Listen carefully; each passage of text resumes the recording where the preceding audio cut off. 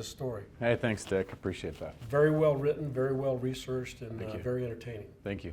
One thing, as a writer, I noticed that you tried to set a mood in the first part of this story, and it was kind of gloomy and kind of lonely. Yeah. Jimmer's nickname in China is Jimo Dashin, which means the lonely master. And what kind of struck me when I spent a little bit of time with him is how really lonely sometimes he is there, living away from his family. His wife comes out there as much as she can. His dad was out there the month of December. But yeah, I mean, when he's on the road, it's pretty lonely existence. Could you describe a little bit about what his life is like there, the apartment, the size of the apartment? How hard is it to get to the arena from where he's at? Yeah. Obviously, you can't drive a car there. Right. So his apartment's nice. It's in a nice part of Shanghai. It's on the 19th floor. Really beautiful building. I think it's like 3 bedrooms, if I remember. So the apartment itself is nice, but it doesn't seem like it's really like lived in. There's all the art is provided, the furniture's provided. It's like I write in the story. It seems like he could just pack everything up in an hour and be out of there. In terms of getting to the arena, as I understand it, the team actually provides a driver. And I think that's actually why he lives where he lives. It's pretty close to the arena and their practice facility too. But yeah, I mean, he doesn't drive in Shanghai, but he'll have a driver come and pick him up. We all know about Jimmer Mania here in the States, and Yeah. it hit hard. It was a strong thing, a legendary type of a thing. Mm-hmm. Any hint that even took off in any type of way over in China with Jimmer? Yeah, absolutely. You go into the arena, and it's really cool because you'll see these Chinese fans wearing BYU jerseys. And you walk around with him, and people recognize him. And you can't even buy his jersey. It's sold out. I think this season it sold out the first 2 weeks. And so even for his wife and his friends trying to get jerseys, one day, my last day there, we were actually at the flea market, and there was a stall, and they had all these Jimmer jerseys, which is rare even there. And so I texted his wife, said, hey, we found some, and we actually got some for her. So yeah, I mean, it's not to the level it got to here in the States, that level of Jimmer Mania. But without a doubt, I mean, he's a very popular figure there. And someone had told me that last year, like the top 10 sports stories in Shanghai, 8 of them were about him. So I think that if the Sharks win, and if they win championships, then yeah, he could become a huge star there. One thing that struck me about your story is that there actually are like ugly Americans that play basketball over there that really are not good representatives of this country. How does that compare with your experience with Jimmer? And I noticed that you talked to his coach. And he gave you a great quote about that. Yeah, absolutely. Yeah. So the assistant coach there, I think the way the China Basketball Association works is the head coach has to be Chinese, but the assistant coach usually will be like an American. And so their coach is a guy. His last name's a little hard to pronounce, but his first name's Brian. And he said that Jimmer was such a breath of fresh air because I was actually surprised by how many big name NBA stars have played in the CBA and how many played for the Sharks. So for NBA fans who are watching this, Delonte West, Michael Beasley, they were players on the Sharks. And not speaking of them specifically, but the coach, because he wasn't there when they were there, but he said, this place, the quote in the stories was a garbage pit, that NBA players would come and they just wanted to get out of there, and they were rude to people, what's this food? They would barge into the hotel rooms kind of with their entourage of the Chinese players and take all the liquor out of their mini bar. And he said Jimmer is completely opposite, that he's polite to everyone. He encourages his teammates.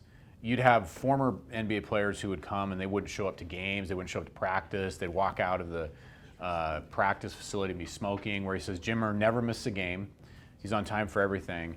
And he said he's the longest serving foreign coach in the CBA. And he said, as an American, yeah, like you said, you get embarrassed of your fellow countrymen. He said, but Jimmer, I couldn't be more proud of him as an ambassador for our country, just the way he conducts himself. That's pretty remarkable that you're getting paid to be over there. Yeah. Why not go with the flow? It seems like Jimmer understood something culturally about the Chinese too. They're a culture based on respect of their elders. Yeah. How did that play into what Jimmer saw and tried to do in the way he handled things? That's a great question. I think a lot of it comes back to Jimmer's upbringing. Growing up in Glens Falls, it's a blue-collar town, and none of that has left him. He is still such a humble, unassuming guy who, like you said, all those old school values he has, respect your elders, the way you conduct yourself. You know, the other part of it though is the CBA. It's a grind. It's tough. I mean, kind of off the record, players, coaches would say that there are certain teams who are known for paying off the refs, and you can grab a guy, and they all focus on Jimmer. So I mean, he'll get really beat up during games where guys are grabbing him, they're holding him, and so there's a lot of NBA players who come over, and partly because of that, and partly because Shanghai is a beautiful city, but there's other places you'll go, and I describe this in the story. You know, Jimmer told me that there was one town he would go in where when he would practice in the gym, his hand would get black from the pollution. You know, and he's sleeping on a bed that's as hard as the floor.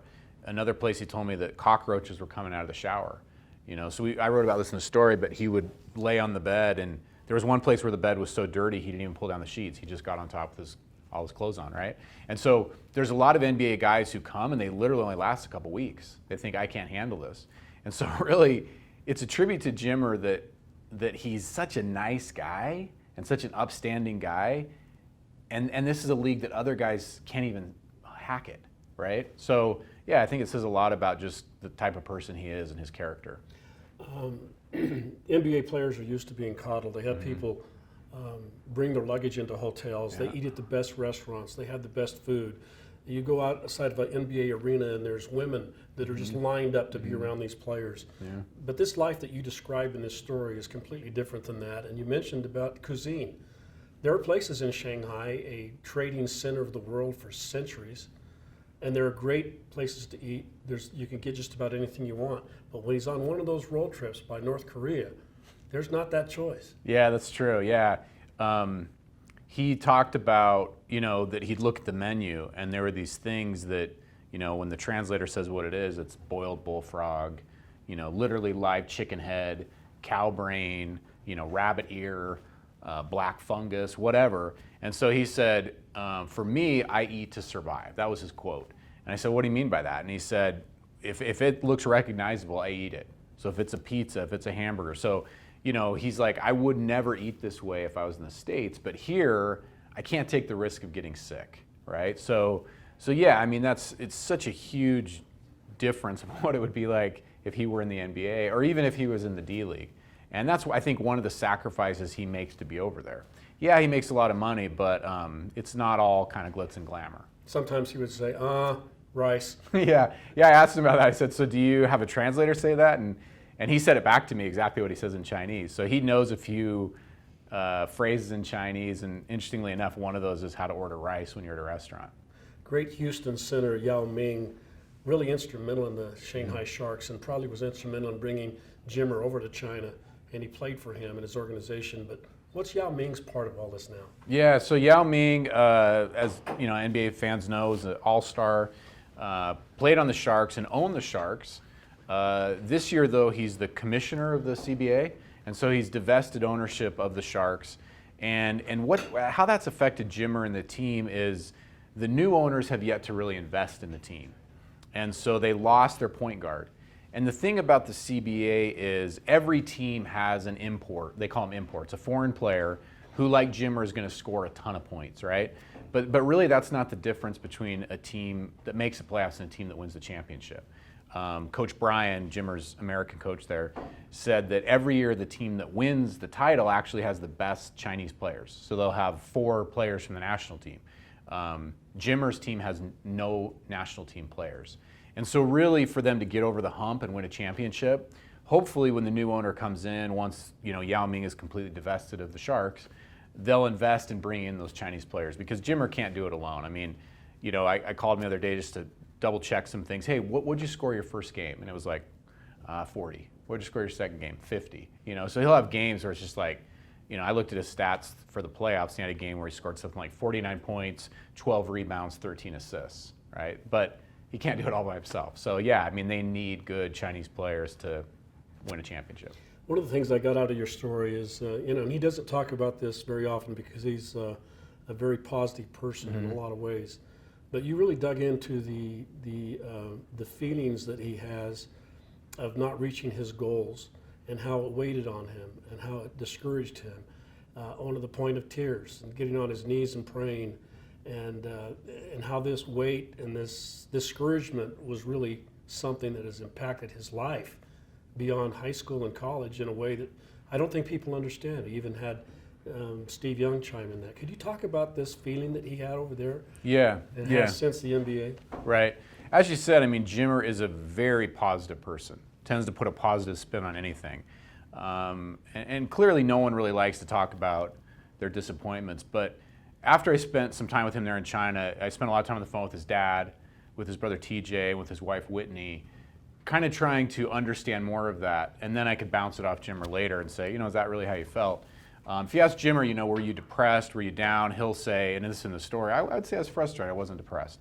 But you talk to those closest to him, and they say, even with them, he doesn't like to share negative things. Even with them, he wants to stay positive. But yeah, I mean, Whitney told me there was a night in New Orleans where he came home in tears. TJ said in Sacramento, and this is in the story, there was one night Jimmer came home and he just put his bag down, threw his bag down. And again, he doesn't want to be negative. But TJ said, I could tell he was hurting.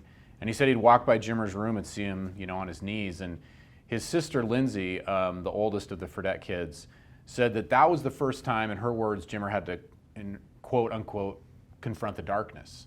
And, the first time where it was like, I'm working really hard, why aren't things working out? And I think, hopefully, that's one of the things people can take away from the story, is we all want to believe that if we work hard, things will work out the way we hope. But oftentimes, even with a guy as talented as Jimmer is, with the gifts he has, hard work, sometimes you're still going to be disappointed. You had a great quote in there from Steve Young that I think applies to this very thing. Yeah. So I called Steve Young because I felt like he's, one of a handful of people who attained the fame that Jimmer did at BYU, and then had so many expectations placed on him, right? I mean, that's a small group. Maybe Danny Ainge is another one who could relate. But Steve Young said, I'm a huge fan of Jimmer. I find him very inspiring. And basically what he said is something his dad taught him, which is that there's a difference between a dream and a plan. And we can't attach our happiness to a dream because oftentimes things won't go according to plan. You look at Steve Young's career, obviously towards the end, I mean, Super Bowl MVP, record-setting, game, but in the beginning of his career, things didn't turn out probably exactly how he imagined either. Those years on the Tampa Bay Buccaneers, they had a losing record, and maybe people said he was a bust at that point. But what Steve Young said is that maybe China is part of the plan. Maybe Jimmer still has this dream to get back in the NBA, and maybe China facilitates that. And so we'll see. I mean, I think Jimmer probably still does have a lot to offer in the NBA. Jimmer's wife is a former cheerleader. She's kind of a pixie, kind of a Tinkerbell, as you described, and a very upbeat person. And to be with her has got to be a great part of Jimmer's life. But being over there in China, he's not with her all the time. Yeah. Could you describe the contrast of having her there and kind of the struggles they may have had being there together as opposed to her not being there with their little child, Wesley? Yeah, I mean, I think like a lot of couples, you complement each other, and so Jimmer he's kind of quiet, he's kind of reserved. I mean, clearly once people get to know him, he really opens up, he has a great sense of humor. But Whitney is someone who, she told me, she said, I could carry on a conversation with a brick wall. I mean, she's very gregarious, she's a very vivacious person. And so I think, obviously for Jimmer, that positive energy, just being around her, I'm sure lifts him up a lot. His dad was out there the month of December. But yeah, I mean, I think that when he's on his own, especially when he's on the road, apparently the team owner there doesn't allow anyone to travel on the road. So yeah, you're in a hotel room and you can't eat the food and it's dirty and the sky's gray or black or whatever. I mean, yeah, I think that can be lonely for him. Does he play video games? Does he read? Does he go to movies? Can he get Netflix over there, or is it censored, or what is it? Yeah, that's a good question. So when he's actually in Shanghai, and I'm not a tech guy, so I can't describe the ins and outs of this, but he has what's called a VPN, which I guess allows him to get around some of those censors. Apparently that's legal there. So yeah, he can get on Netflix. When he's on the road, he just downloads a ton of shows on like a tablet. Yeah, something like that. And so when he's in his hotel room, he's just watching shows. He told me all the shows that he's, binge watched, and it's, just a ton of different TV shows and movies. And that's, I think there's a combination of these. One is, what else would he do in some city on the border of North Korea? And the other part of it is he plays really hard. He's playing like the entire game. Guys are beating him up. He's exhausted. And so when he gets to his hotel, I think part of it is just decompressing and relaxing, really. Let's talk about basketball. He's one of the great shooters that ever played this game. Yeah. He proved it in college as a player of the year. He proved it at BYU in setting all kinds of records. We've seen him play in games that you wonder, how can he do that? Yeah. I mean, he's deadly from 55 feet in. He's done it consistently. He's hit long shots. He's a volume shooter. Is there a place in the NBA for him? Yeah, that's a great question, and I think it's kind of the thing everybody asks him, right? Even when I went over there, friends or whatever, that's the thing they were most curious about. I think his coach in Shanghai, his American coach, really put it best, and he said, Jimmer's a volume scorer. He needs to have the ball in his hands. He's not a guy that is going to go sit over in a corner and just shoot threes. And so I think people envisioned him, okay, if he's in the NBA, he's going to play like a Kyle Korver, right? And Jimmer has tried to mold his game that way. But his coach's thing was like, that's not who Jimmer is. He's a Steph Curry.